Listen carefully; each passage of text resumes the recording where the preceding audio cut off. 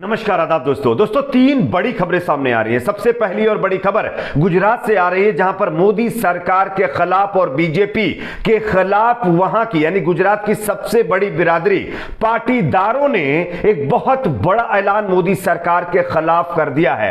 क्या है ऐलान, इसकी जानकारी आगे आपको देंगे। साथ ही साथ दूसरी बड़ी खबर में हम आपको बताएंगे दोस्तों कि यहां पर बताया जा रहा कि आंध्र प्रदेश के अंदर कुछ हिंदू युवा वाहिनी के लोगों ने भयंकर तरीके से तांडव मचाया है, कानून को अपने हाथ में लेने की कोशिश की है, वो भी एक मुस्लिम टावर के ऊपर झंडा फहराने के लिए। किस तरह से, ये भी हम आगे आपको वीडियो दिखाएंगे। छोटी सी वीडियो क्लिप मैंने आपको दिखा भी दी है। साथ ही साथ अगली बड़ी खबर में हम आपको बताएंगे दोस्तों एक और बीजेपी शासित राज्य के अंदर बीजेपी की सरकार जो है वो धराशायी हो सकती है, बीजेपी सरकार गिर सकती है।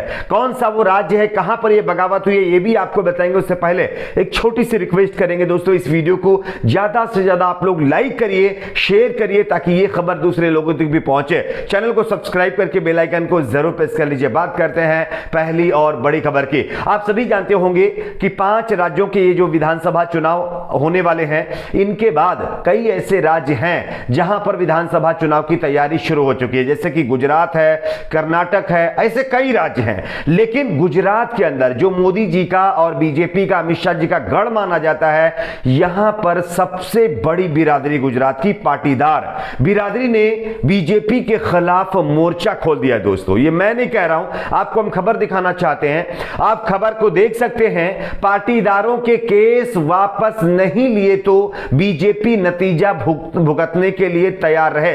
अल्पेश कथेरिया जो कि पाटीदार नेताओं के एक बड़े चेहरे हैं और जो पाटीदार आंदोलन हुआ था उसके भी एक बड़े चेहरे के तौर पर आप इनको देख सकते हैं। इन्होंने ये जो है चेतावनी जो गुजरात की बीजेपी सरकार है उसको दी है। उन्होंने जो है उनका कहना है कि मुझे कांग्रेस की तरफ से हालांकि पार्टी में शामिल करने का न्योता दिया गया है, लेकिन मैं उस पर ज्यादा कॉन्सेंट्रेट नहीं कर रहा हूं।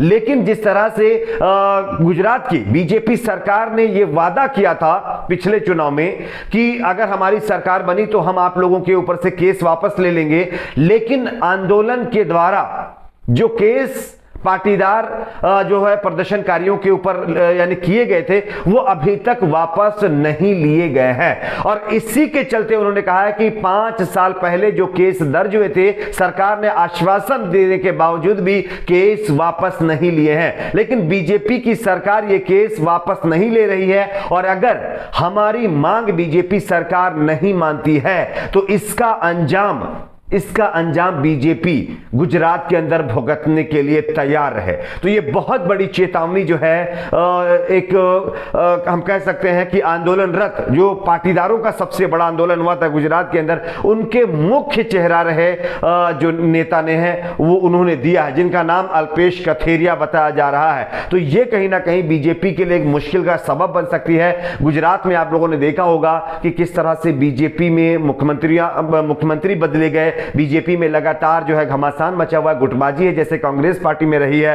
तो एक तरह से ये बीजेपी को परेशान करने वाली बात है। वहीं दूसरी तरफ अगर एक पाटीदार समुदाय पूरा और पूरी बिरादरी इस तरह का चेतावनी दे रही, इस तरह से बता रही है कि मोदी सरकार अगर हमारा केस वापस नहीं लेती तो उनके खिलाफ हम अब जो है कदम उठाएंगे, तो आप समझ सकते हैं कि आगे क्या होने वाला है। एक और खबर की बात करते हैं दोस्तों, यहां पर बताया जा रहा है कि आंध्र प्रदेश में एक जिन्ना टावर है, वहां पर कुछ भगवा लोगों ने जबरदस्ती कानून को अपने हाथ में लेकर के रिपब्लिक डे वाले दिन झंडा फहराने की कोशिश करके वहां का माहौल खराब करने की कोशिश की है।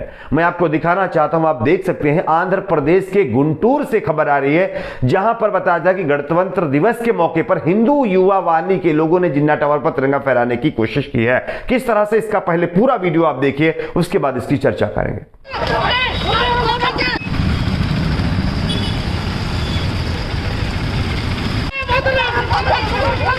तो जैसा कि दोस्तों आप लोगों ने देखा कि ये कुछ भगवाधारी, हम इनको गुंडे कह सकते हैं कि जहां ये चाहेंगे वहां अपने अकॉर्डिंग सारे काम करेंगे। जो प्रशासन पुलिस का काम होना चाहिए वो ये कर रहे हैं, कानून को अपने हाथ में ले रहे हैं। आप लोगों ने देखा कि किस तरह से वंदे मातरम अपने मुंह के ऊपर ये बोलते हुए एक जगह पर जबरदस्ती जो है जाकर के झंडा फहराने की कोशिश कर रहे थे। गुंटूर से ये खबर है, बताया जा रहा है कि इनकी कोशिश को हालांकि पुलिस ने सख्ती से रोक लिया।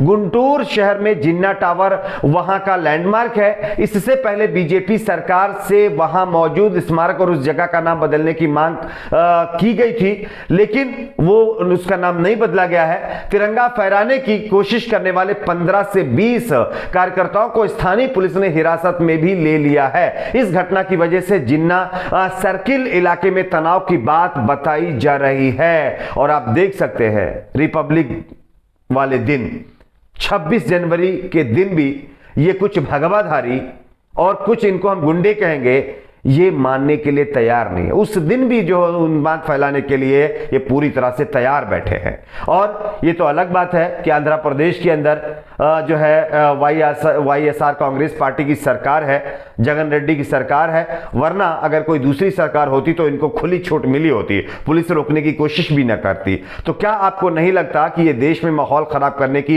एक बहुत बड़ी कोशिश की जा रही है लोगों के द्वारा? नीचे आप अपनी राय को कमेंट सेक्शन में जरूर बताइए। एक और खबर की बात करते हैं दोस्तों, जो कि कर्नाटक से आ रही है। यहां पर बीजेपी सरकार बहुत जल्द धराशायी हो सकती है। यह दावा मैं नहीं कर रहा हूं, यह दावा खुद कुछ एक दिन पहले ही बीजेपी के एक दिग्गज नेता और मंत्री ने किया था। इसके बाद अब सिद्धारमैया, जो कि पूर्व मुख्यमंत्री हैं कर्नाटक के, उन्होंने जो दोस्तों करके बीजेपी की नींद उड़ा दी है। मैं आपको दिखाना चाहता हूं, आप देख सकते हैं कर्नाटक की सियासत में फिर से उथल पुथल होने के संकेत राज्य के पूर्व मुख्यमंत्री जो है कांग्रेस नेता सिद्धारमैया ने दिए हैं। बुधवार को उन्होंने मीडिया से बातचीत करते हुए यह दावा किया है कि बीजेपी और जेडीएस के कई विधायक उनके संपर्क में हैं जो कांग्रेस पार्टी के अंदर शामिल होना चाहते हैं। हालांकि सिद्धारमैया ने इन तमाम विधायकों के नाम के बारे में जानकारी नहीं दी है और उन्होंने मीडिया के सामने भी उनके नाम का जिक्र नहीं किया है। लेकिन एक दिन पहले जो बीजेपी के एक मंत्री ने भविष्यवाणी की थी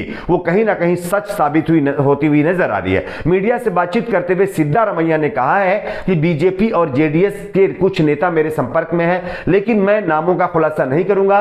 वो सभी कांग्रेस में शामिल होना चाहते हैं, उन्हें हमारी पार्टी में विश्वास होना चाहिए, उन्हें पार्टी नेतृत्व को स्वीकार करके हमारे साथ जुड़ना चाहिए और उन्हें बिना किसी शर्त के शामिल होना चाहिए। पार्टी करेगी अंतिम फैसला, ये बात भी कही गई है। तो कहीं ना कहीं जो खेला बीजेपी ने कांग्रेस जेडीएस के साथ खेला और सरकार गिराने के लिए 25 से ज्यादा विधायकों को बीजेपी ने पहले एक रिजॉर्ट में शिफ्ट करवाया, उसके बाद उनसे इस्तीफे दिलवाए, उसके बाद अपनी सरकार बनाई।